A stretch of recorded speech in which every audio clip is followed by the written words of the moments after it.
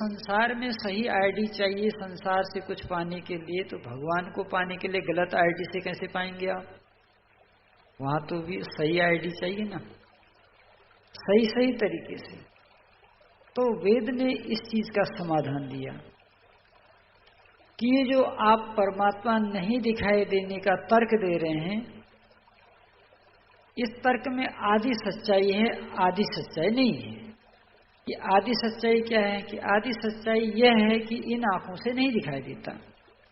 जो आंखें हमारे पास हैं वर्तमान में, इन आंखों से परमात्मा नहीं दिखाई देता। और परमात्मा ने इन आंखों को अपने को देखने के लिए बनाया भी नहीं है, क्योंकि परमात्मा जानता है उसका कोई रूप नहीं है, कोई रंग नहीं है, वो निराकार है। ये आंखें उसको देखने के लिए बनी ही नहीं है। फिर ये आंखें किस लिए बनी है? कि संसार को देखने के लिए। परमात्मा का बनाया हुआ संसार, सूर्य देखो, चंद्रमा देखो, तारे देखो, और देख करके इनसे कुछ ज्ञान लो। पश्य देवस्य काव्यम, हे मनुष्य अगर तू मुझे जानना चाहता है तो मेरी रचना को देख।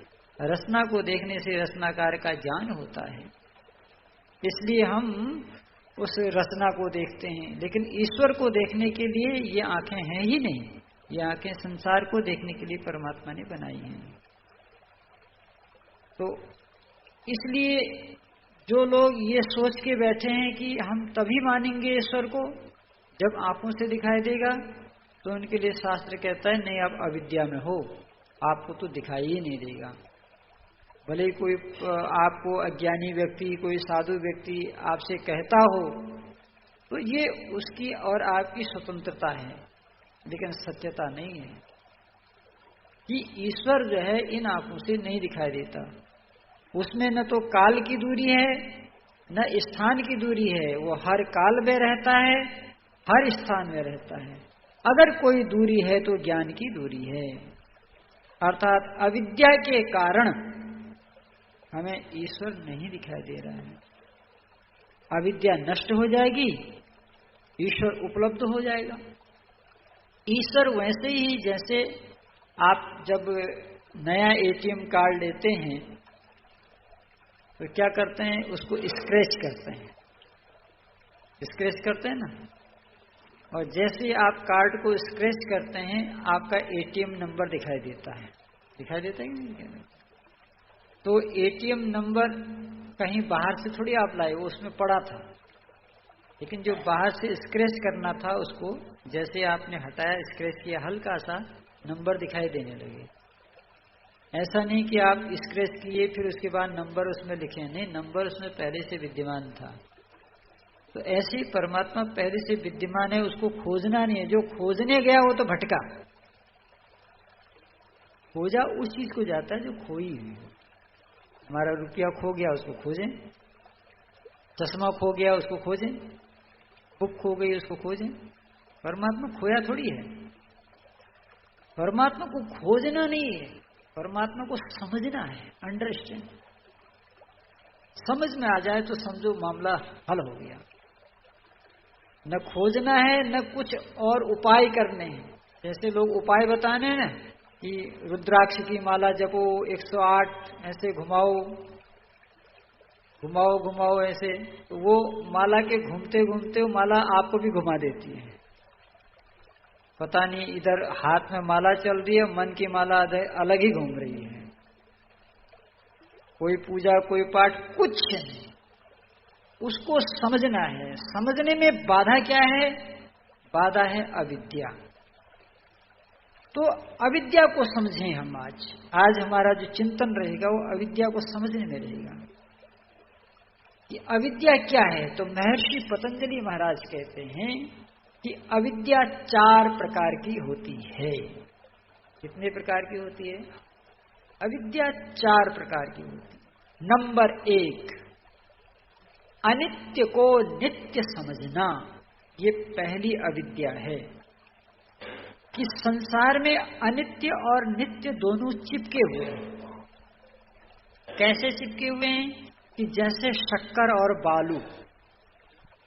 कहीं बालू पड़ी हो और उसमें शक्कर डाल दो और फिर कहो बालू अलग करो और शक्कर अलग करो। कर सकते हैं, लेकिन एक व्यक्ति कर सकता। कौन? चीटी, चीटी, चीटी। हाँ, चीटी को, हाँ, वो जो शक्कर निकाल देगी, बालू पड़ा रहेगा। चीटी ने किया ना ये काम। तो चीटी ने ये काम कैसे किया कि चीटी को परमात्मा ने उस तरह का विशेष यंत्र दिया है जिससे चीटी वो काम को कर ले। लेकिन हमको और आपको भी एक काम करने के लिए दिया है परमात्मा ने कि हम और आप सही और गलत का पता लगाएं। जैसे चीटी के पास बालू और चीनी अलग करने का यंत्र दिया भगवान ने, वैसे ही हमको परमात्मा ने सही और गलत करने को यंत्र दिया है। उसका नाम है बुद्धि। क्या नाम है उसका? बुद्धि। उस बुद्धि का जब हम प्रयोग करेंगे तो हम जान जाएंगे नित्य क्या है और अनित्य क्या है। मगर हम इस्तेमाल नहीं करते उसका, हम उस बुद्धि का प्रयोग नहीं करते हैं। और ये बुद्धि हमने बनाई भी नहीं है। ये जब सृष्टि बनती है उसी समय परमात्मा बनाता है। उसने संसार के सब प्राणी को सब कुछ दिया, बुद्धि नहीं दिया। तो गाय ने, घोड़ा ने हंगामा किया, बुद्धि हमको क्यों नहीं दिया? बोला तुम्हारे समझ में नहीं आने वाला है, ये मैंने मनुष्य के लिए बनाई। बोला हमको क्यों नहीं मनुष्य बनाया, फिर पक्षपात क्यों किया? बोला तुम पिछले महीने में मनुष्य थे तो पिछले जन्म में तुमने बुद्धि का प्रयोग किया नहीं, इसलिए गधा बना दिया। जब तुमको प्रयोग ही नहीं करना है उसका, तो खाली तुम्हारे पड़े पड़े जंग खा के क्या करेगी वो? इसलिए जो इसका प्रयोग करता है उसको बोला ये जो मनुष्यों को आपने बुद्धि दे दी, ये प्रयोग करेंगे? बोला प्रयोग करेंगे तो ठीक है, नहीं तो इनको भी गधा बनाएंगे। अगर ये इस्तेमाल नहीं करेंगे उसका तो इनका भी वही हाल होगा जो तुम्हारा हुआ है। तो इस बुद्धि के द्वारा हमें ये निरंतर विचार करना है। अब ये विचार होगा कहाँ? ये हर जगह नहीं हो सकता है, ये मेडिटेशन में हो, ध्यान में हो। इसलिए स्वामी दयानंद क्या लिखते हैं कि प्रत्येक गृहस्थी को, भाई हमें ईश्वर की आज्ञा माननी चाहिए, और ईश्वर के बाद हमारा दूसरा गुरु कौन है? ऋषि दयानंद है। हमने ईश्वर को भी नहीं माना, ऋषि दयानंद की भी बात नहीं मानी, फिर हमको कौन समझाएगा? तो ऋषि भी कह रहे हैं कि हे गृहस्थियों, तुम कितने ही गृहस्थ में रहो, लेकिन 1 घंटा सुबह और 1 घंटा शाम अपने लिए निकालो, और उस समय ये बैठ के चिंतन करो क्या नित्य है और क्या अनित्य है। अब हम ऋषियों का थोड़ा सहारा ले सकते हैं वहां पर कि भाई हमको नहीं मालूम है, तो सहारा लेने के लिए क्या है? स्वाध्याय। स्वाध्याय। कभी ये मत सोचो कि मेरे बाल सफेद हो गए तो अब मुझे पढ़ना नहीं है। ऐसा कहीं संविधान में तो लिखा नहीं है, कहीं नहीं लिखा। बाल सफेद होते हैं, मन थोड़ी सफेद होता है। मन तो वही है। ये मन वही है जो 5 साल का श्यामलाल था, जो 50 का हो गया, 60 का हो गया, वही है। शरीर बदला है। श्यामलाल जी का शरीर बदल गया है, छोटे से थोड़ा और बड़ा हो गया, बड़े से थोड़ा और विकार आ गया, लेकिन उसमें जो आत्मा है वो वही है। वो कभी बूढ़ी नहीं होती, वो कभी मरती नहीं। इसलिए स्वाध्याय उस आत्मा को कराना है, शरीर को थोड़ी कराना है। शरीर तो माध्यम है। अंतर इतना, एक जवान 1 घंटा पढ़ सकता है, उसकी आंखों में रोशनी है, शरीर में ताकत है। तो एक 60 साल का व्यक्ति 10 मिनट पढ़ सकता है। 1 घंटा नहीं पढ़ सकता, 10 मिनट तो पढ़ ही सकता है। तो मिनट में अंतर हो सकता है, कम ज्यादा हो सकता है, लेकिन काम होना चाहिए, काम चोरी नहीं होनी चाहिए। बड़े बड़े पुरुषार्थी लोग ईश्वर के नाम पर कामचोर हैं।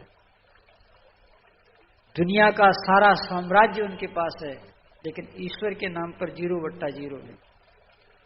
आप देखिए, एक IAS और PCS बनने में कितना साल लगता है? 25 साल लगता है, 20-25 साल लग जाते हैं, 30। अगर पहला इंटरव्यू क्वालिफाई कर लिया तो 25 में आ गया, नहीं तो 40 तक भी चले जाते हैं लोग, ठीक है नहीं? तो कितनी मेहनत करने के बाद, लेकिन वही IAS बन के जब ऑफिस में बैठता है तो उसके यहाँ हरे रंग की अंगूठी, यहाँ लाल रंग की अंगूठी, यहाँ पीले रंग की अंगूठी, ये जो है वो शनि ग्रह की अंगूठी, मंगल की अंगूठी, और ये 5 अनपढ़ बाबा आकर के उसको कहता है बच्चा धन तो खूब आता है लेकिन टिकता नहीं है तुम्हें। अरे बाबा, बिल्कुल सही बताया आपने। बाबा आओ आओ, अरे चाय लेके, बड़े बाबू जरा चाय लेके आओ बाबा के लिए। अब बाबा के लिए चाय आ रही है। अब बाबा धीरे धीरे सारी पोल खोल रहा है कि तुम एक बार मरते मरते बचे हो। अरे बाबा कहां से हाल लिया तुमने। सही में हम हर व्यक्ति का कभी न कभी एक्सीडेंट, दुर्घटना छोटी बड़ी सबकी होती है। ये प्रकृति का नियम है। जब जाएंगे तो कहीं न कहीं टकरा ही जाएंगे, दिन में नहीं तो रात में टकरा जाएंगे, लेकिन टकराएंगे जरूर। धन अगर आ रहा है तो कभी कभी वो जाएगा भी जरूर। ये प्रकृति का नियम नहीं है कि आता रहेगा और जाता नहीं रहेगा, आना जाना लगा रहेगा।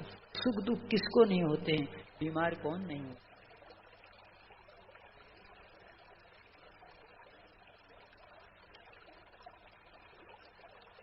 हाँ देखो, शास्त्रों में तो पौराणिक विद्वान की चर्चा है ही नहीं। शास्त्र से शब्द जहां पर आ गया ना, तो शास्त्र कहते हैं षट दर्शनों को। ये जो षट दर्शन है, अब देखो इसमें कौन है, कपिल हैं, कणाद हैं, वेदव्यास हैं, जैमिनी हैं, गौतम हैं, ये सब वैदिक विद्वान हैं। उपनिषद वाले सारे वैदिक विद्वान हैं।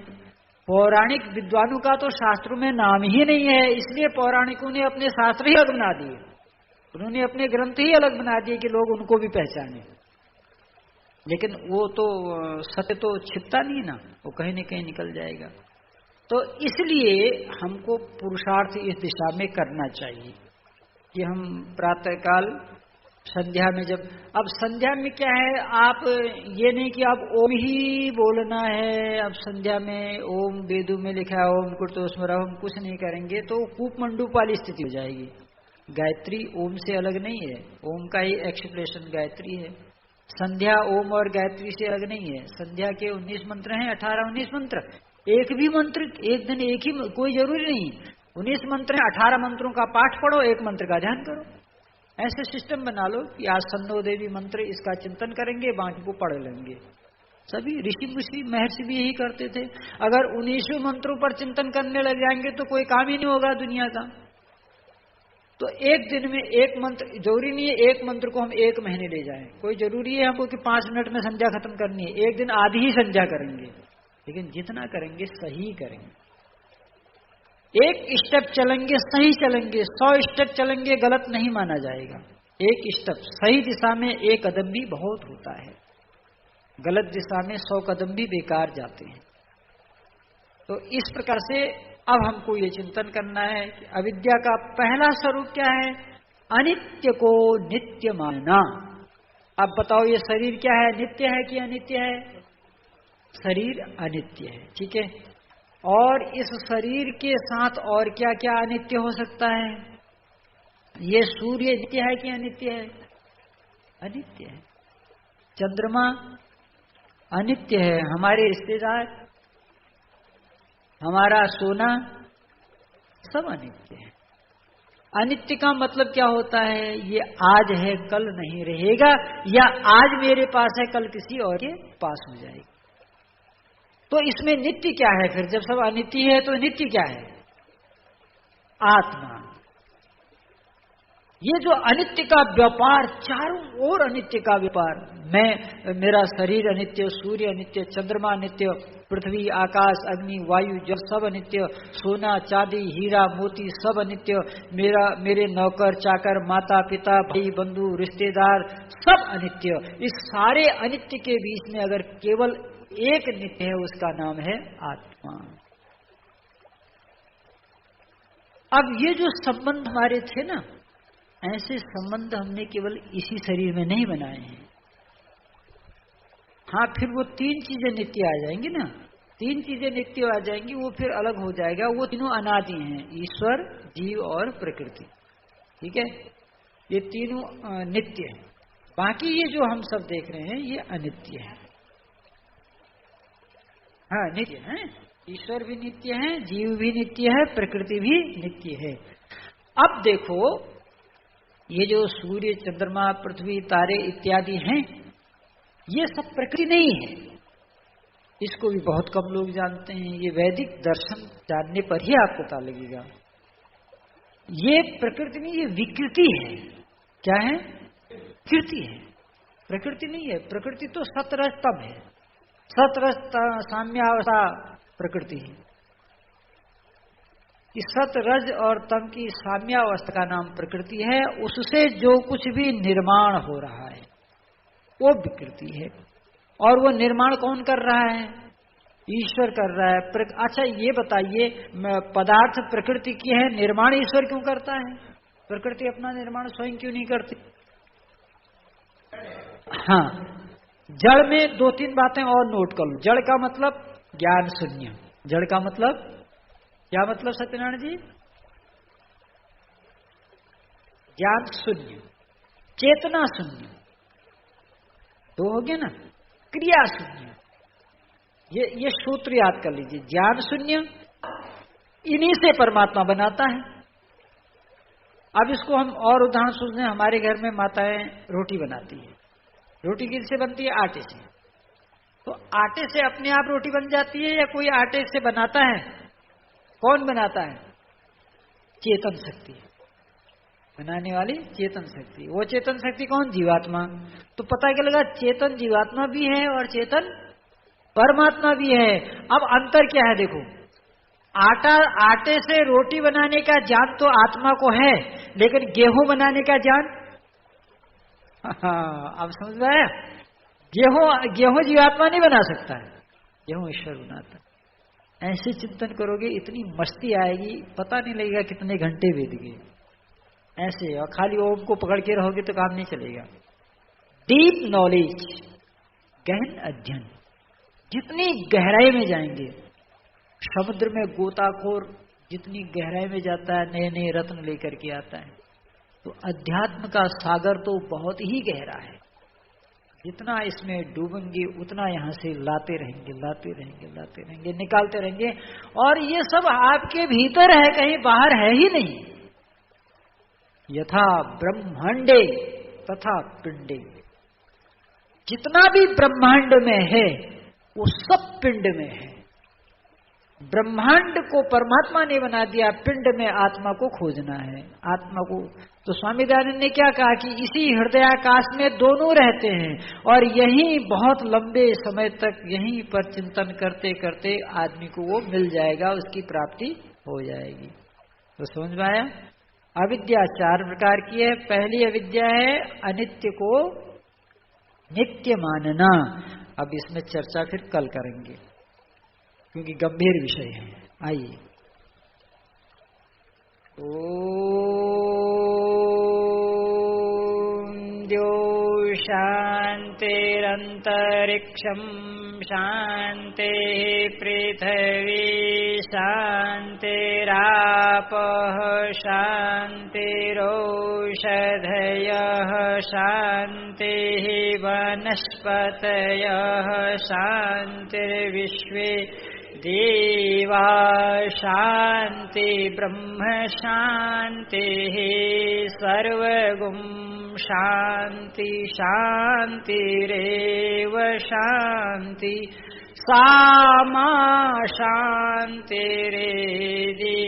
ओम शांति शांति शांति।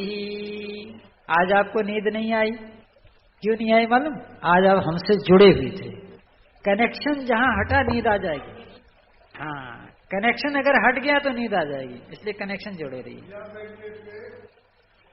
हाँ, तो ये तो काम इनका है ना, ये काम इनका है।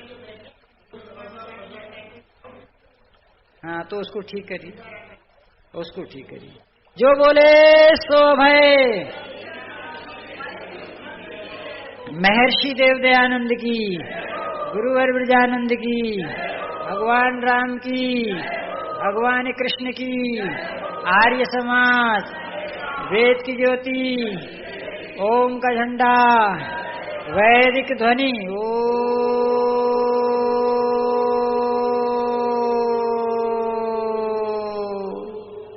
वैदिक अभिवादन, नमस्ते। देखो मैं प्रवचन नहीं कर रहा हूँ, ऋग्वेद की कथा चल रही है। क्या चल रही है? ऋग्वेद की कथा। एक ही मंत्र पर 2 महीने बोलना है, इसलिए इसके अंदर जाएंगे और घुसेंगे, आपका साथ चाहिए।